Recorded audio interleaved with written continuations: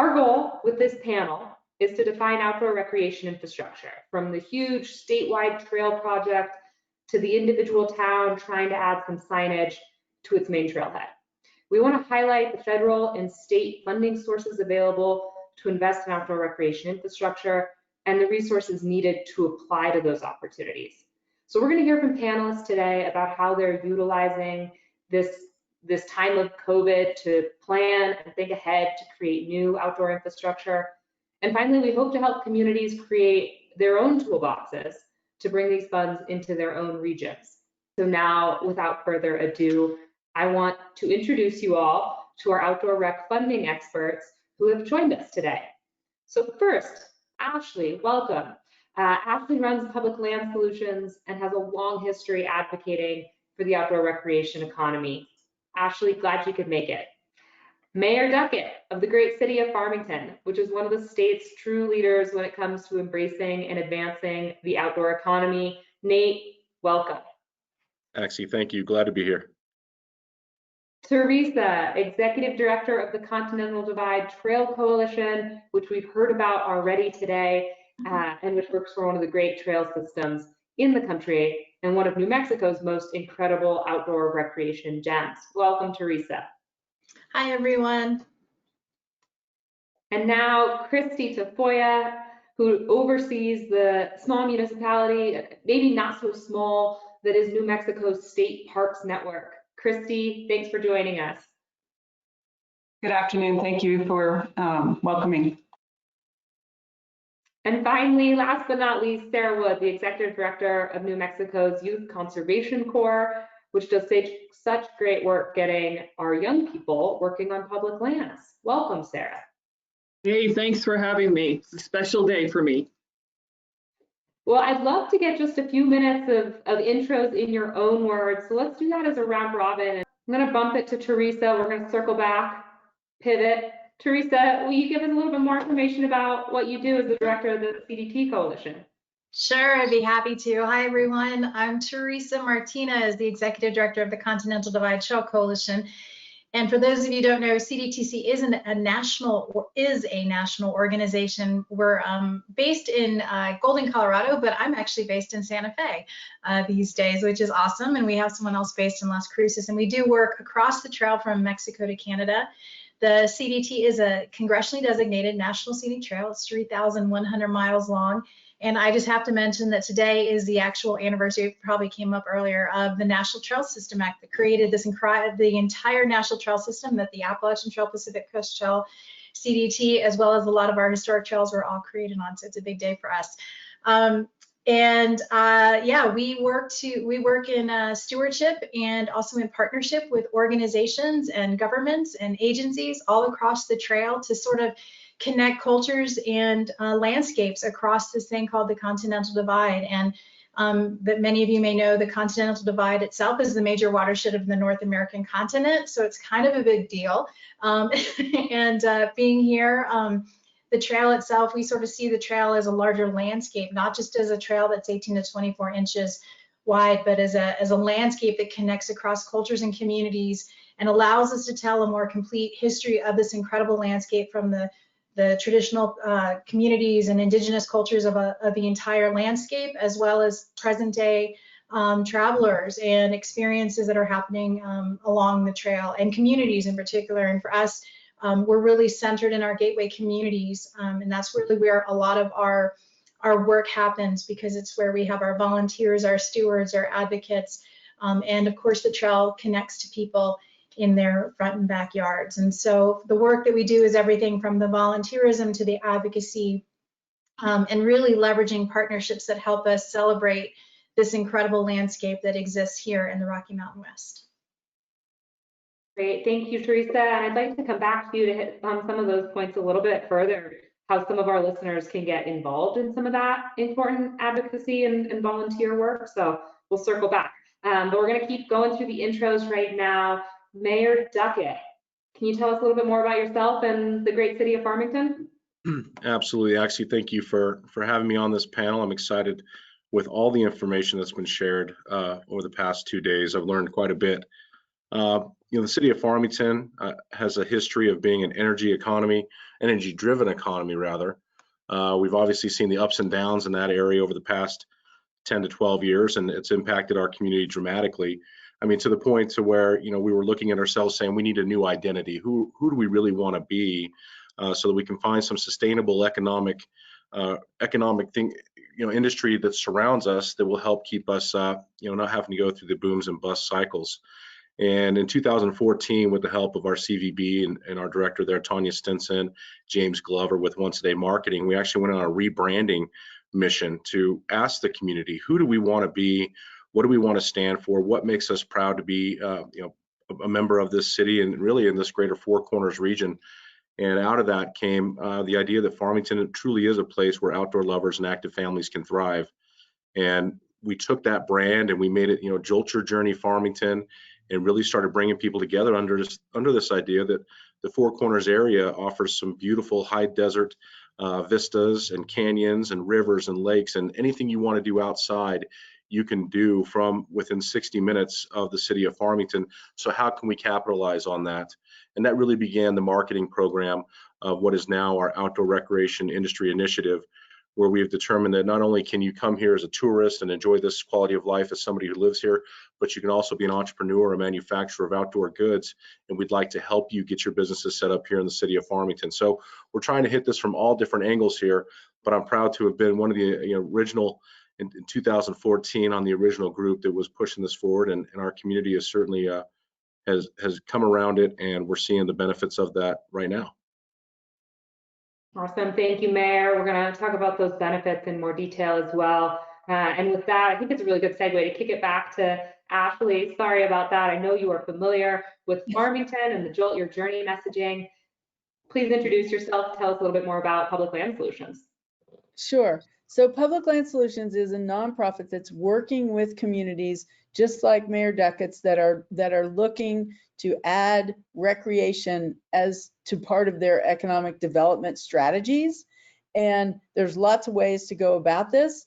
Farmington has been really successful with their messaging, and it's been great. And I think the other half of the messaging is the product and working on what's on the ground and what's available for people to do. So when the messaging succeeds, you want to make sure you're meeting everyone's expectations and optimizing your public land recreation opportunities. And it's a long process, but it's Public Land Solutions works on, we start with a recreation audit, and then we look at where we can add recreation assets and how those will, we look at the product mix of the community and try to really make sure that there's critical mass in the different products. If you're trying to appeal to OHV or mountain bike or climbers that you've got, or fisher people, whatever you're looking at, do you have that critical mass? And it's a long process, but it traditionally it's happened sort of organically over time, and PLS works to speed it up so that we can produce more results for communities more quickly. Great, thank you for that, Ashley. I'm going to bump it to Director Tafoya, who oversees a system that addresses all sorts of activities and enables all sorts of activities on our public lands. Thanks for being here.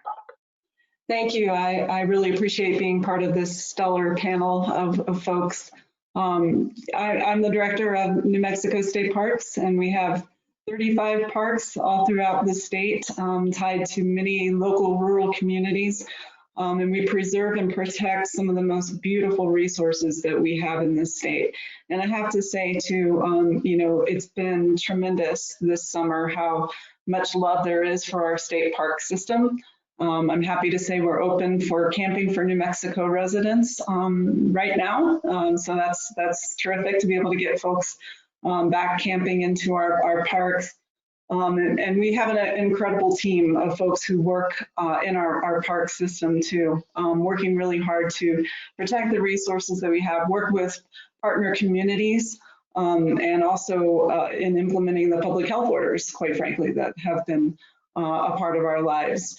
So we're working really hard to provide great opportunities for people to recreate in our parks in a safe way.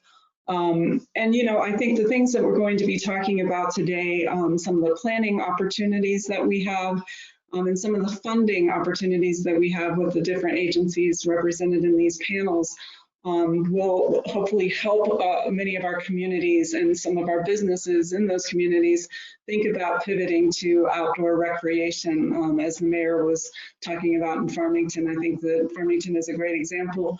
We have great partnership with Navajo Lake State Park in that area. And so I think, you know, if we can start providing some good examples of how our different agencies and our nonprofits can work together to help shore up communities and businesses, I'm really excited to be part of that conversation. Thank you, Christy, Director Tafoya. That's exactly what we're going to talk about today. Appreciate you being here. And then Sarah Wood, Youth Conservation Corps. Will you tell us a little bit more what's happened at YCC? I think I saw an RFP go out earlier today. Yes, we'll definitely be talking more about that later in this conversation. But hi, everyone. I'm Sarah Wood. I'm the director of YCC and half the staff. We're a small office. There's a lot of civilian or Conservation Corps, Youth Conservation Corps programs in the United States. There's federal ones, there's private ones, there's state conservation corps. What we do is we provide grants to a variety of federal, state agencies, nonprofits, municipalities, and they construct their own YCC project, hire youth between the ages of 14 and 25, and provide training for those youth. And with that grant, they're also able to buy supplies and materials to do a project. So that can mean all sorts of recreation infrastructure. It can mean senior centers, trails, kiosks. I have a lot of photos, hopefully we'll get up later, that show what some of our youth have done. They really can do a lot. And we are governed by a commission. So there's a 9-member commission that oversees this agency. And I'll leave it at that because I know the questions coming up are going to allow me to elaborate. Thanks. Great, thank you, Sarah. So yeah, let's dive in with the main intent of this panel. Big picture question to get us started. What are the funding opportunities out there at the federal, state, municipal levels? And can you give us a brief idea of what type of outdoor recreation infrastructure those opportunities can fund? But we start at the big picture level. Ashley, can you kick us off at federal funding opportunities? Sure. I mean, with the passage of the Great American Outdoors Act, we have released quite a lot of funding through the Land and Water Conservation Fund, which we can talk a little bit more about later. And what we're seeing happening right now is people are scrambling to find matching funds, and there's a lot of the agencies are coming up with projects that have been in their backlog. So it's a little bit of a mad rush, I would say, right now. But the funding is permanent, and whatever doesn't happen in this first year is going to be teed up for the second year. So it's a process that we're all going to learn a little bit more about, and I think it's going to become streamlined. But the other, there's some other exciting developments there that's happening with regard to out of doors as economic development, and there may be even more funding coming through some more traditional business development type funds that may, we're working to see if those can be pivoted towards outdoor recreation. And so that's kind of an exciting development. And I think the other thing that we're seeing happening as far as matching funds go that's kind of interesting and exciting is corporate funding for trails, like the public-private partnerships that are out there that really can jumpstart your fundraising efforts. So it's a really good time. It's complicated and you need a really good plan, but if you've got that piece in place, there are more funding opportunities than ever right this second as tied to economic development. So I think that's the key is continuing to prove that these investments in recreation assets are helping communities not just attract visitors, but also quality of life companies that want to live that want to locate in communities with access to the out of doors. So it's complex, but not impossible. And there really are a lot more opportunities than there ever have been.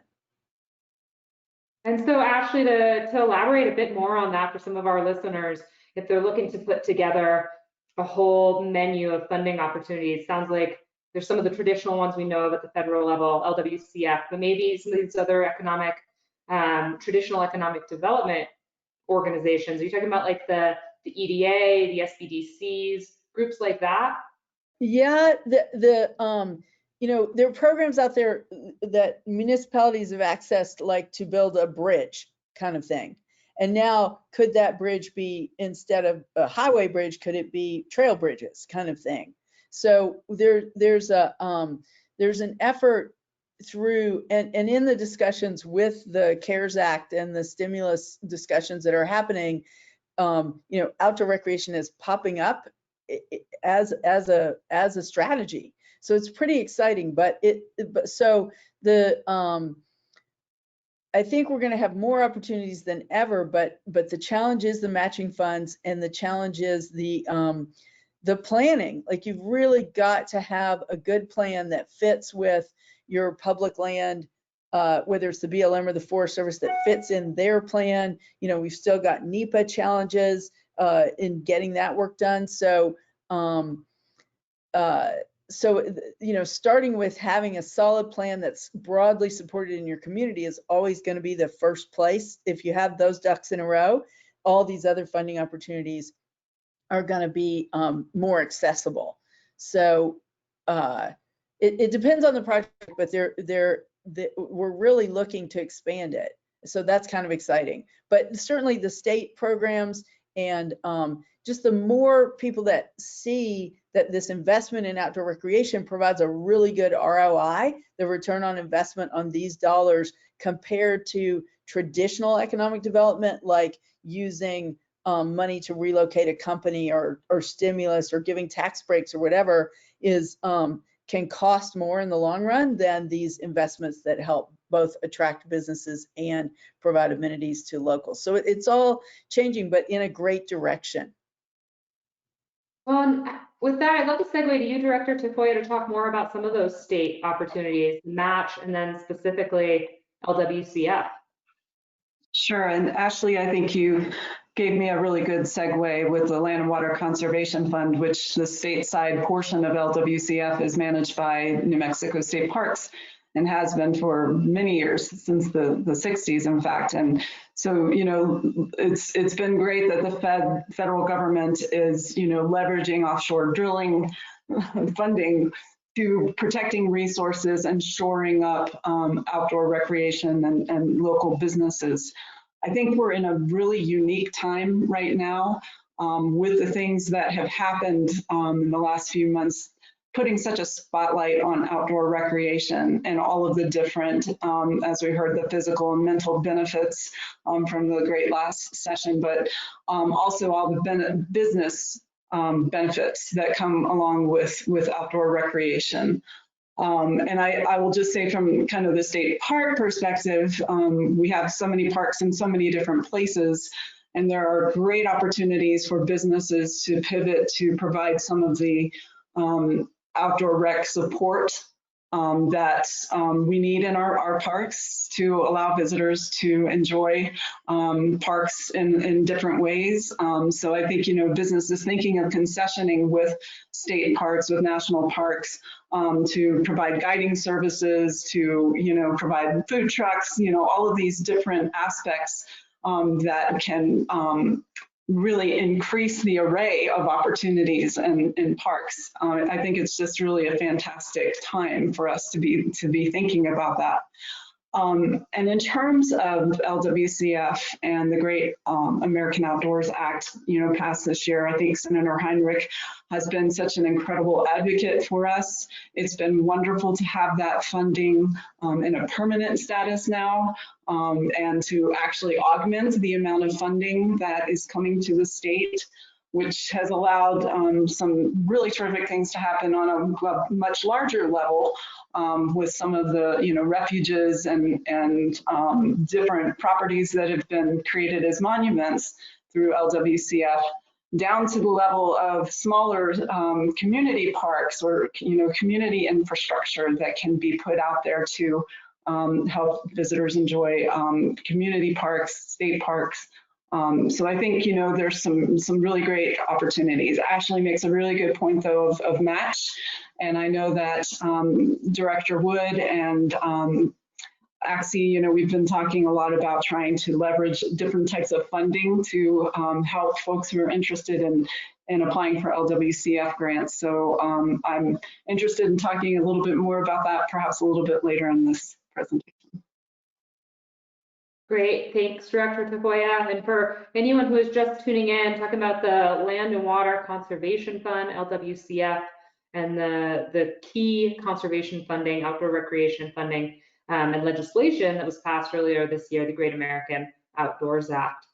So with that, Mayor Nate, I'd love to kick it to you and talk about what some of the funding looks like at the municipal level. What has gone well for Farmington to invest in some of the great outdoor recreation access you all have built in the last few years?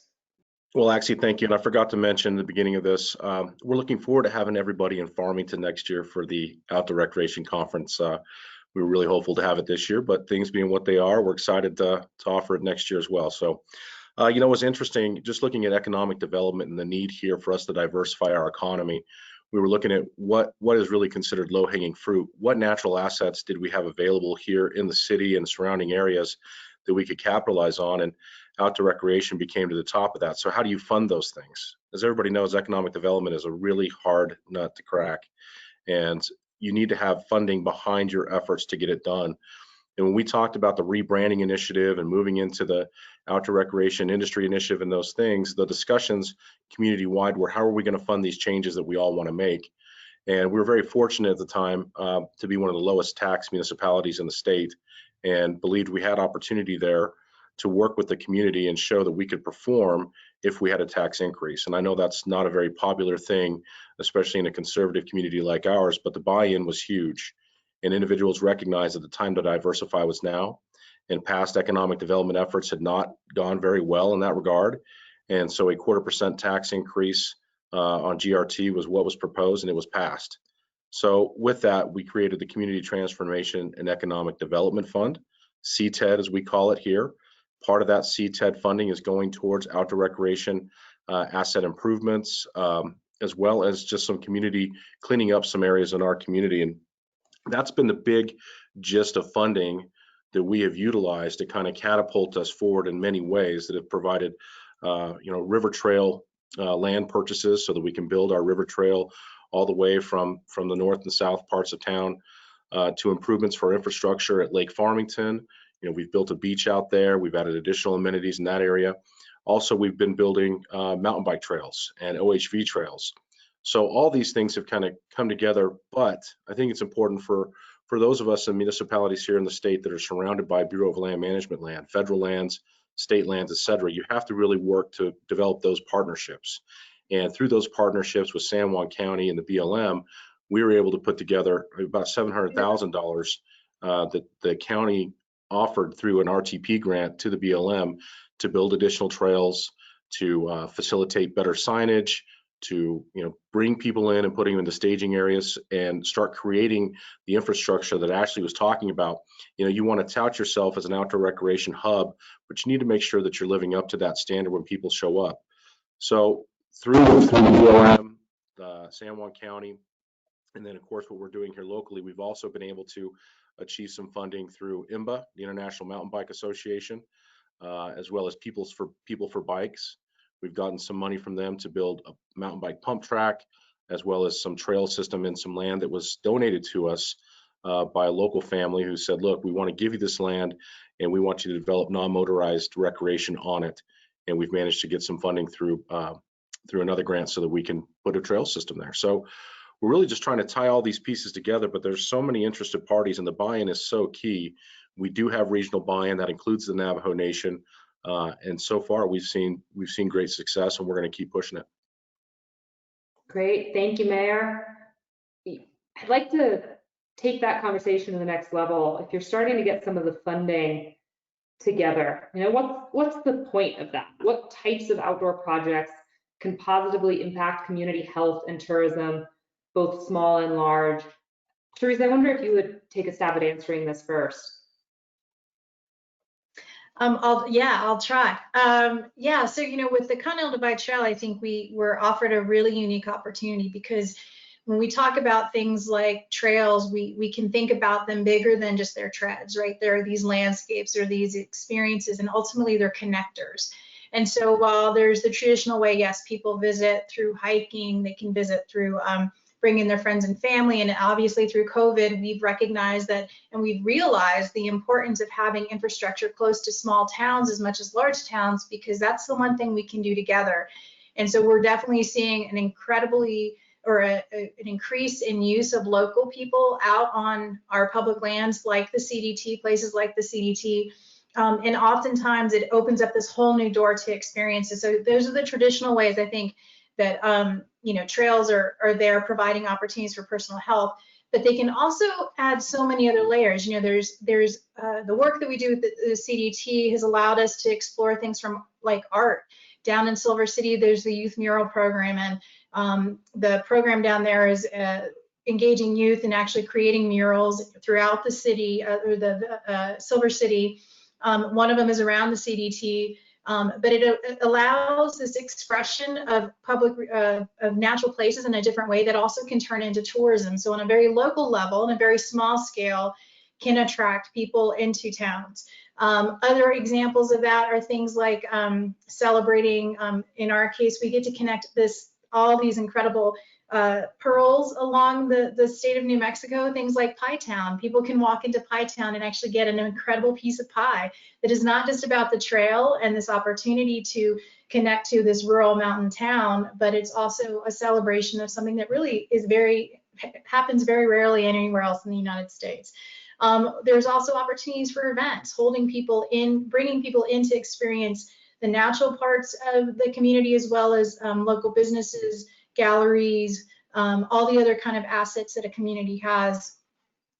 There's also things like we recognize with the CDT, these opportunities to connect things like in Chama, we have the Cumbres and Toltec Railroad. And so through partnerships, and that's something that I wanted to build off with Nate, there's so much opportunity for thinking out of the box for partnerships to leverage things like we work with the Cumbres Toltec Railroad. If you're a CDTC member or hiking the trail and you have your card, for $25, you can take the train from downtown Chama to Cumbres Pass and then start your hike, which is one of the only places I think in the entire United States where you can take a train to start a hike. And that happens here in New Mexico. Also, things like existing infrastructure like the the Northern New Mexico Regional Transportation District, the Blue Bus, which offers free access to places and provides an opportunity for people to get places. You can actually pick it up in front of Ghost Ranch, and you can pick it up in Chama, which a lot of CDT hikers can do. So you're bringing these opportunities to get people outdoors, and also celebrates these unique resources. I think the other ways that things like trails and unique natural places can provide communities is that it also offers opportunities for stewardship. So people can actually volunteer. One of the biggest things we've discovered is we created a community ambassador program within each of our gateway communities. We have recruited local volunteers to take their friends and family out on the trail in their communities, partly because we learned that a lot of our community members thought the CDT, for example, was for other people. It wasn't for them. And so we sort of created this opportunity to really engage connection to the CDT on a very local level. And then through that opportunity, people have gotten really inspired, and we've been hosting trail adopter trainings in each of these communities, which has increased our opportunity for stewardship and that shared stewardship model with our federal agencies to keep the trail maintained. So it's a family activity, it's a community activity, it's about health, but it's also about stewardship. And then finally, I think that the thing that we haven't really talked about is these opportunities and these trails and all the things that we're talking about create opportunities for advocates.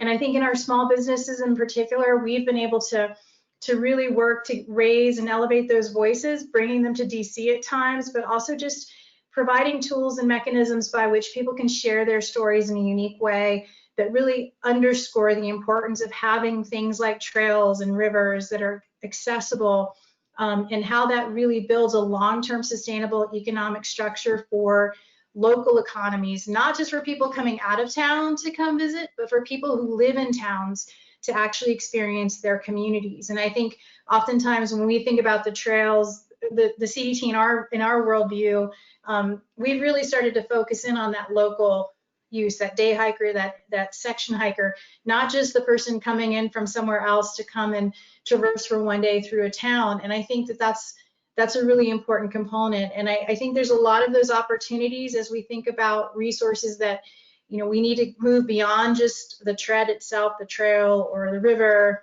or the bike path, and think about these more in a sort of out of the box way of how they connect to people on a spiritual level, on an emotional level, provide opportunities for education, you know, developing curriculums around trails and resources they connect.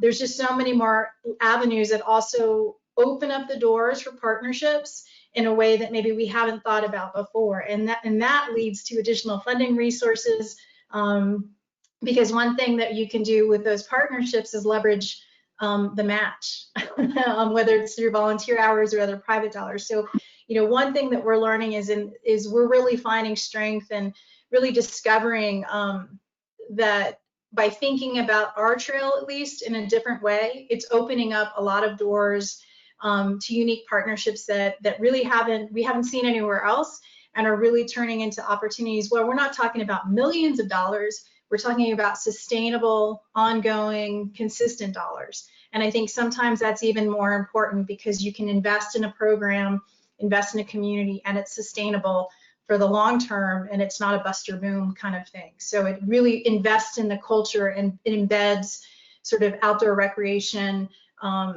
visitation, health, all these things. It sort of starts to embed that in the community. And that's something that Dr. Kozel talked about in the previous session.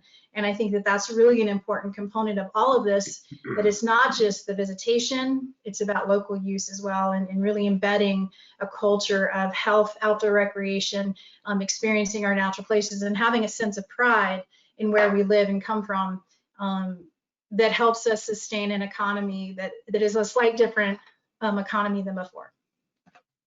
What I love about what you just articulated is how holistic of a vision that is, that it encompasses, you know, so much more than the focus on tourism, as important as that may be for a community. But it's also about these places as classrooms and offices of sorts, and hugely important to our way of life. So I love that. Does anyone else want to respond to what Director Martinez said, or to that question in general? Mayor Nate. Thank you, Axie. I do. I think that she did an excellent job there, Teresa, to kind of talk about, you know, we can build these things and we can try and bring people in, but it's the user groups, it's the local user groups that really provide that sustainability. Ashley Korenblat came to our community and did a great job of bringing those user groups together and talking about how, you know, what's the best, what's vision do we have for growing the outdoor recreation, whether it's through mountain bikes or OHV or through river sports, whatever the case may be, but who's going to help take care of it over the long term. And it was those individuals who were in the room. And there's so much that could be said about the human capital. You know, we can talk about funding for these things, but sustaining it once it's there is really the key. And you've got to have those passionate people in the community that are the driving force behind it. You know, over the past 6 months, we've seen our trails here used in Farmington more than ever. You can't keep a mountain bike on the shelf. Dale Davis, one of our partners here with 505 Bikes, can talk about. I mean, you can't keep a mountain bike on the shelf. And we're fortunate to have guys like Dale, fortunate to have people like Axie who are interested in Farmington and helping support us. Ashley, I think all, you know, what New Mexico has right now is we're ripe for investment. We're ripe to break through to that next level for outdoor recreation. And I think we've got the right minds. I'm just honored to be on this panel with people who are as passionate and experienced and have the knowledge that we have. And it tells me that we're moving in the right direction. Well, and I'll just address, I want to share one thing too, because I think it's really important, and I'm not sure how much this has come out, but in this, you know, we talk about sort of who is the image of who's out there. And I think the other thing that New Mexico has this incredible opportunity to do is reshape who is actually utilizing our public lands, because we're such a much more diverse community in a diverse location.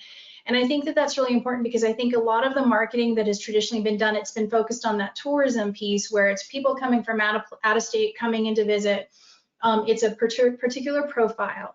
And I think what that does is excludes a whole portion of untapped possibility by not looking at who, our friends, our family, our neighbors who are going out in tennis shoes and bringing their breakfast burritos out. And it's not something they're purchasing. It's just an act, a way of life, right? That we're shifting. And I think we have an opportunity to lead here in New Mexico to reshape who we see outdoors, how we encourage and invite them to experience their own backyards and front yards, and also celebrate that it's a different way to be and connect to our natural places. And I think that we talk, I'll just share an example from Colorado. When you look at Leadville, Colorado, the profile is 38% Hispanic, but when you look in the school system, it's 78% Hispanic.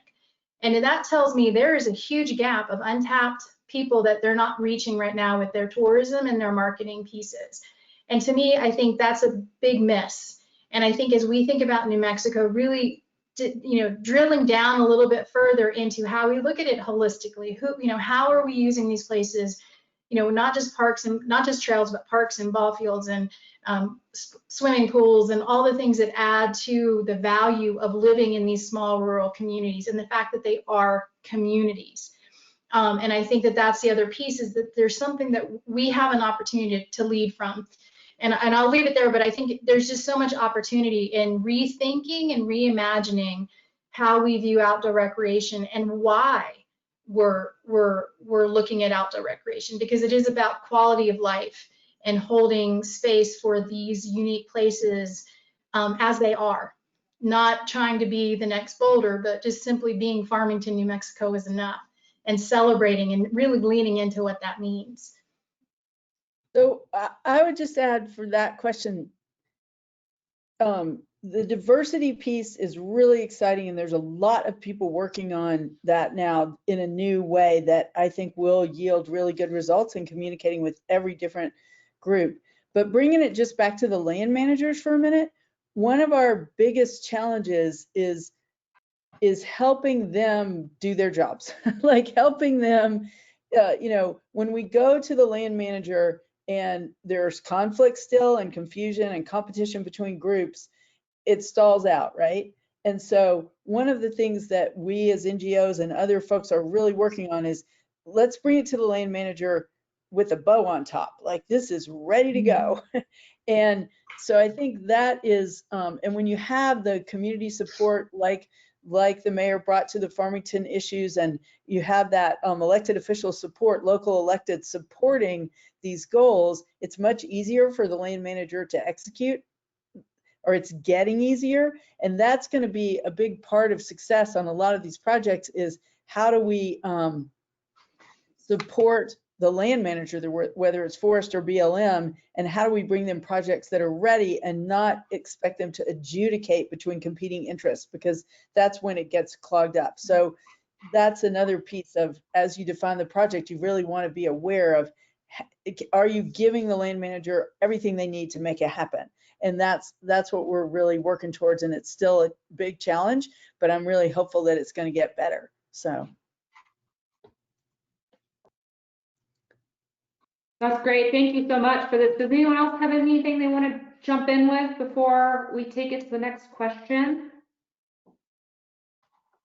Okay, I want to kick it to Sarah right now, because I feel like we could, this is just like, it is a rich conversation right now, and I want to make sure we leave some time for all the great questions we're getting from our audience too. So we are going to circle back to some of these points.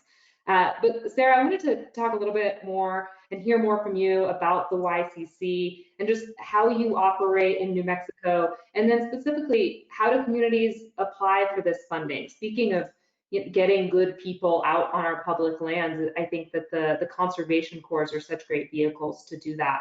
Would love to hear more about that from you. Yeah, so thanks, Axie. I agree. I think I've only been here a year. I think this is a tremendous program. We're funded by GGRT money. It's a non-reverting fund, which puts us in a really good position this year because of COVID, because of personnel change here. We did not fund as many projects as we normally do.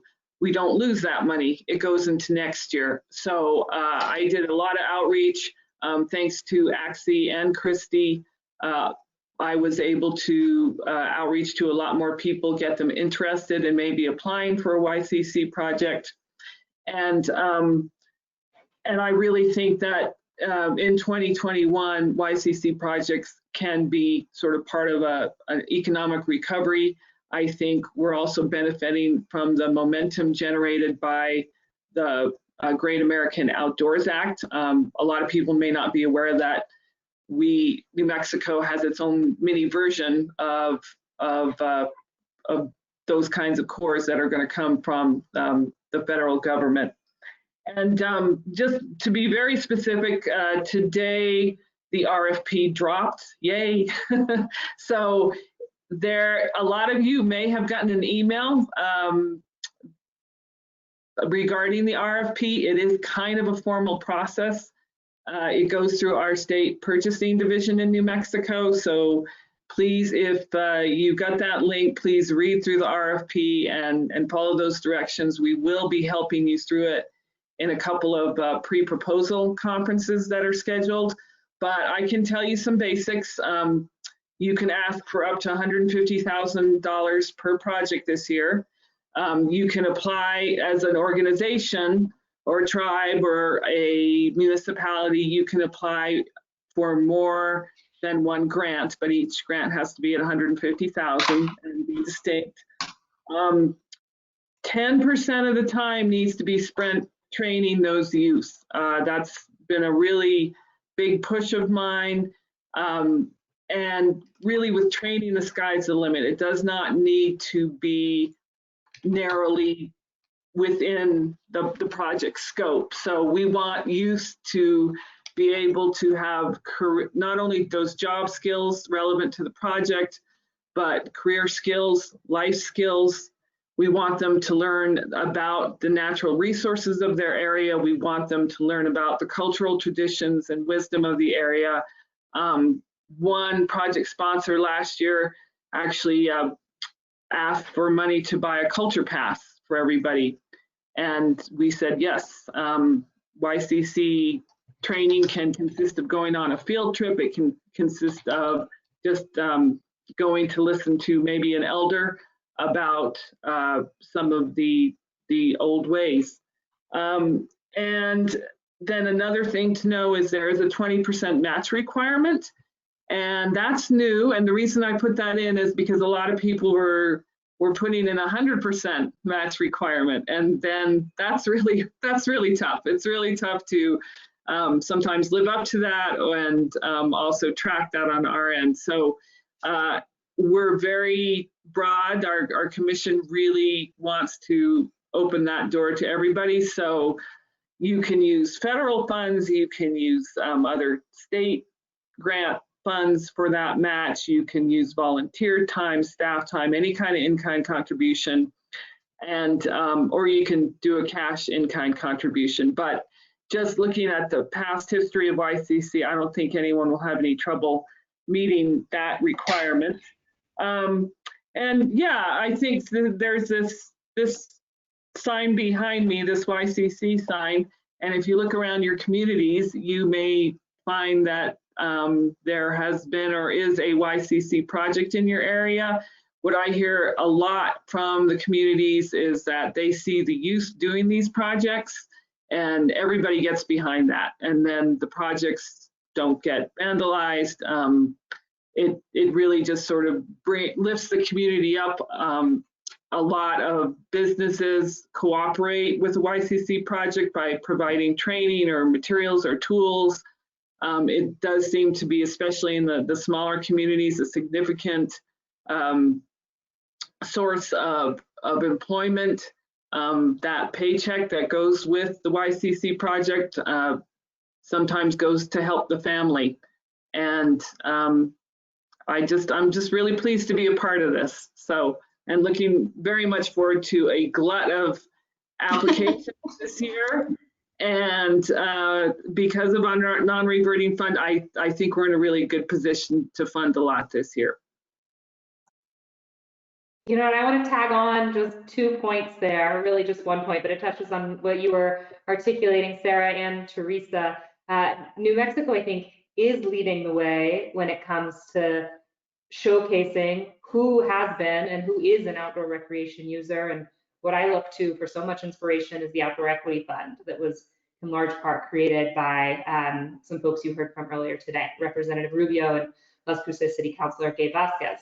And that is a fund that I think has a similar mission as YCC, and it's a grant that my office administers to get young people, especially young people from underserved communities outside. So low-income communities where we recognize there's a lot of barriers to all the activities that we all so much revere. So that is something that I think New Mexico is truly leading the way on, and we've had other states reach out to my office and to the people who created that fund, looking to New Mexico as really being the leadership there. So pretty special. I want to segue one more time. Yeah, please. Oh, I just wanted to add, yeah, I think the Equity Fund is such a great complement to the YCC program because they can do an Outdoor Equity Fund program, really get their interest, get interested in their community, and then go on to get a job with YCC sometime.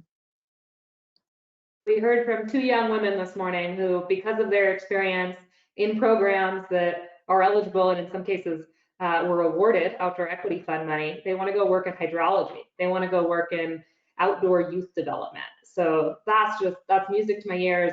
It's the work. That is the type of work that matters, I believe, in the long run.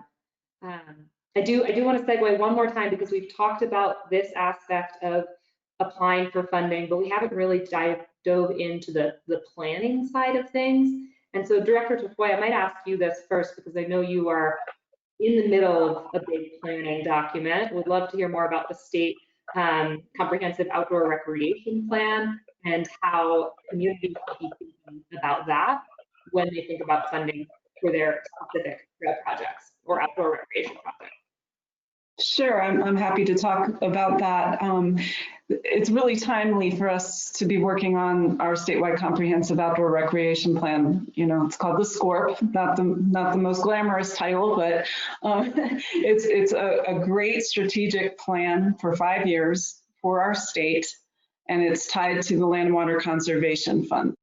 So there are certain aspects that go into the SCORP that are required by LWCF through the National Park Service, so that we provide an umbrella for folks who are applying for LWCF funds.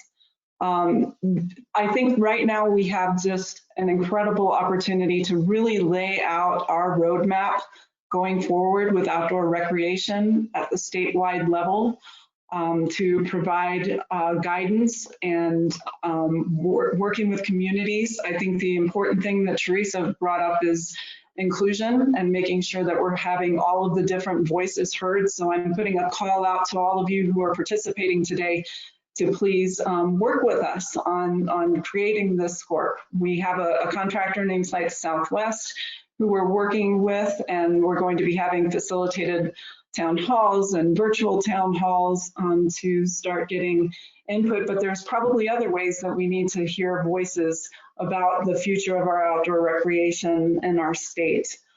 We've established 4 different focus groups. One that Axie is working very hard on through some extra money from the Park Service on outdoor education, which I think, you know, is so tied to outdoor recreation, because creating those stewards of our outdoor resources will be so important for responsible recreation and for protecting our resources while still providing great outdoor recreation experiences. So that's a really important work group that I think we're going to be able to flesh out even more, how we're going to be tying to the public education department and providing those great outdoor experiences where we can get some of the kids, you know, from their hybrid models out into some of our outdoor places, which I'm super, super excited about. That's a passion of mine. Of course, there's the economic development piece that's a very important part of the SCORP, of looking at, tying to key communities and seeing how they're leveraging all of their different funding sources to, much like Farmington's doing. I know that Raton is working towards that path.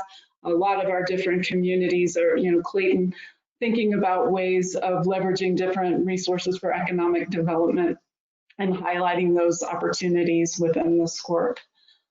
There, of course, is a resource protection piece of the SCORP, and particularly a watershed piece of the SCORP that we'll be working on as well. So if you have a resource protection interest, please let us know that, as well as a GIS inventory. So those are kind of the 4 work groups. If you have interest in any of those, you can let me know and I can tie you to our contact at Site Southwest. But we're really interested in hearing different voices of what is our future of outdoor recreation in New Mexico. And, not everybody is able to reach out virtually.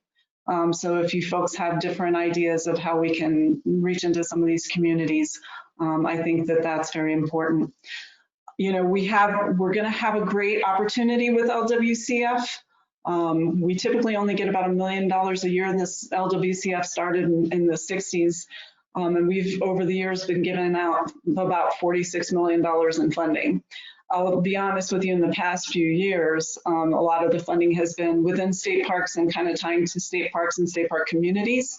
I'm very excited that we're going to be hiring an LWCF coordinator here very shortly, and we're going to be able to start getting some of these grants out on the street, hopefully at the beginning of 21.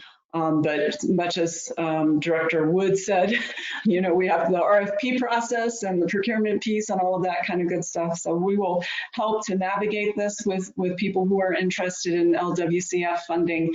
There are lots of LWCF examples throughout the communities, from trails to small community parks to all kinds of things. So the opportunities are really endless. And so we're very excited to be on this track right now. Does anyone else want to weigh in about that question? If not, I'm going to dive into some of the questions we're getting from our audience with about 10 minutes left. And then we'll also leave some time for closing comments if you want to just throw out some of the thoughts that have come to you, that have percolated as we've had this conversation. But first up, I want to throw this to Mayor Nate. Let me pull up the exact wording. So, you have been very supportive as the mayor in Farmington of outdoor recreation. What would you say to municipal leadership that might be dragging its feet on investing in trails? It's a great question, and it's, you got to look at what your priorities are for your community and how your economy is looking right now. For me, it's kind of the circle of life component, the way that I look at it. When you have the infrastructure and you have the people who are passionate about the outdoor recreation in your community, if by investing in that, you're also trying to attract new people, new businesses, which will grow new jobs, which is new opportunities, and improve the health of the community as well at the same time. But those new jobs and those new people add to that tax base. And that tax base in many rural communities all across the United States, that tax base is shrinking. And so how can you invest in something that you're trying to get a return on, that's going to keep people coming back and make it a place, your community, a place where people want to be, want to live, want to stay, want to work, all the things that we're working on. And I think you have to look at it from that component. We've got to say, I want people here. What do we need to do to get them here? How do we stop our young people from going off to college and not coming back? What are some of those things that we can tie into? And when you have a growing tax base, you have better opportunities to fund services and schools and all the things that come with making your community strong and healthy. Yeah, I love that this has come up a few times, just that emphasizing of that, looking at the big picture. That's what I love about the outdoor recreation economy. I think we take a very broad view at what that means for a community, and it goes beyond a heads and beds tax. Again, as important as might be, there's all sorts of other benefits that come to community residents as well. I will add to that briefly, Axie, just just from the component, early on in this process for us, we took a trip to Moab, Ashley's hometown there, to learn a little bit about how Moab became kind of the mecca for outdoor recreation here in the West. And one of the things that came out of that visit was the importance. I mean, if you're looking at growing any type of industry in your community, and certainly one that requires a lot of service jobs and things that go along with OR, you've got to make sure that you have the infrastructure in place to handle the influx. That was one thing Moab came to us and said, look, be careful what you ask for. So make sure you've got the infrastructure in place. And fortunately, in the city of Farmington, we have great roads, we have great water supply, we have great sewage system, we have plenty of hotel rooms and lots of housing. So we were prepared for that. But I think any community has to look at that big scale scope on, all right, if we're asking for this and we're going to invest in this, are we ready and prepared to handle any additional influx on it? Another question from our audience. I'm going to open this up to the group, so jump in if you feel like it resonates with you. Are there resources for youth internships, both for private outdoor businesses and resource management agencies?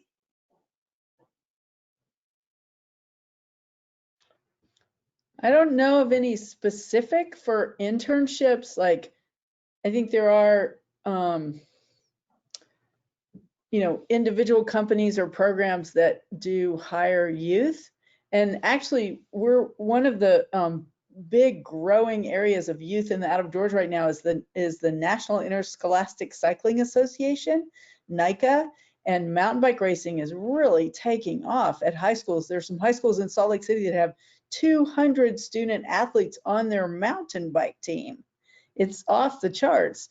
And we are working with them on a career kind of track that could lead to helping them see that, you don't have to be the fastest mountain biker in the world to be a big contributor to the outdoor economy, that there's lots of ways to get jobs in the outdoor space on public land or product design or all these different things. So there's a lot of work going into youth right now, but I don't know of like a generic internship funding place. But I think when you have a student who's enthusiastic and reaches out to a company or an organization, most people really try to accommodate that student so that they can get involved. So State Parks has been partnering with Western New Mexico University down in Silver City, and we've actually had some internships that have happened in our state parks, which has been pretty exciting, particularly City of Rocks State Park. And we've actually got an outdoor equity grant through Western and through some of our partner groups down there to create a mural at City of Rocks and to do some good stewardship work. I think that starting to work with our universities, Kathy Whiteman and I and Axie, we've been talking a lot about trying to build career tracks for outdoor recreation and, build that, sustainable workforce for the land managing agencies and our municipalities and other entities and businesses, getting businesses to think about pivoting to outdoor recreation. Now's the time that we need to start building towards that. Now's the time for us to start building that expertise and connecting students and businesses to our outdoor places is the way to go. Yeah, and I'll address real quickly, there's traditional programs like AmeriCorps Vista, YCC programs and that kind of stuff. But I think the challenge with some of those, and this is just my new lens, I'll just have to share, is that a lot of times they grab people from the outside and bring them in. And I think one thing that we're working to sort of with some of our funders, especially in the private foundation space, is really encouraging them to invest in local communities in a way that finds people that aren't your typical profile and supports them and trains them because they already have passion about living where they are, and really investing in people who are passionate about their homes and giving them these tools. So what we're finding is that that's an opportunity, and it's a challenge to sort of shift how people typically support and invest in local communities. And I think, to Director Tafoya's point, investing in our youth and creating pipelines that keep people home and invested in their local communities is really powerful. And I know we would love to find partners to be able to do that. We have endless opportunities. We have endless needs. We lack capacity. So if there's any funders out there listening, I'd love to think creatively about how to help us invest in local communities and and really create those pipelines and change again the profile of who we typically see in these places and in these roles. There's just so much opportunity right now. And just to kick in, I mean, that does happen. I have a few testimonials from core members who were saying, well, I'm just going to leave. I'm going to leave my hometown and go elsewhere. They did for a short time, but because of the experience they had working in their communities with YCC or similar programs, they decided to come back, which is so, it's so great when you get that stuff. Mm-hmm. You know, I'd say that encapsulates and really articulates in many ways the mission of the Outdoor Rec Division. We want to make sure that outdoor recreation is accessible to all New Mexicans, and that it brings those benefits that we've talked about today: education, public health, economic development, jobs. My office is working with Director Tafoya on that education plan that she had alluded to, calling it the Cradle to Career Outdoor Education Pathway. And it's all about this. It's figuring out what are the resources that we have already, what other resources might be needed to really invest in that pathway, get young New Mexicans all the way from birth, recognizing the importance of parents to getting us outside. Parents is the first outdoor educator, all the way up through higher ed, and making sure that any young person who wants to work in the outdoor industry in the whole breadth of careers that encompasses can do so. So I love that question. I love that engagement around it.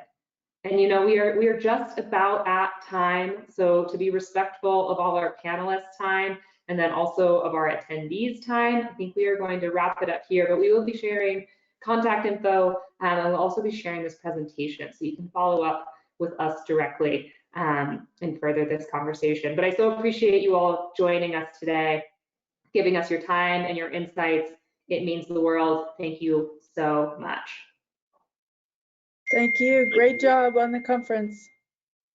Thank you. Guys, next year.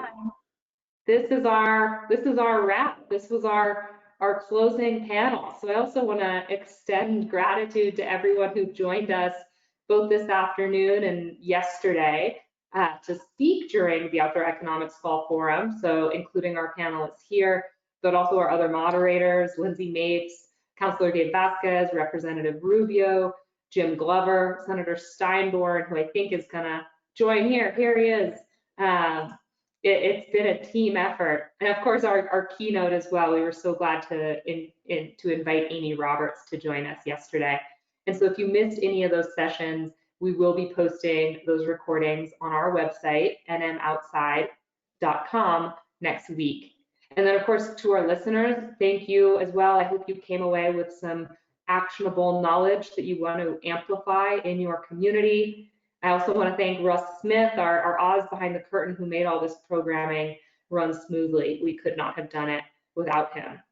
And really, as Senator Steinborn had said earlier today, the goal of this conference is to inspire you all to action. So we hope you'll come away with these insights to bring back and to continue to grow on. And I, for one, feel so energized by the conversations that have taken place here, starting with Alyssa and Estrella today, all the way to today's panel with Teresa Martinez and Ashley Korenblat and Christy Tafoya and more. This is the motivation and sustenance for the Outdoor Recreation Division mission to advance outdoor recreation goals in economic development, education, conservation, and public health. Our goal, in a nutshell, is to bring outdoor rec jobs to New Mexico, get more kids outside, create more sustainable access to these remarkable places, and advance key conservation priorities so these places remain accessible to future generations.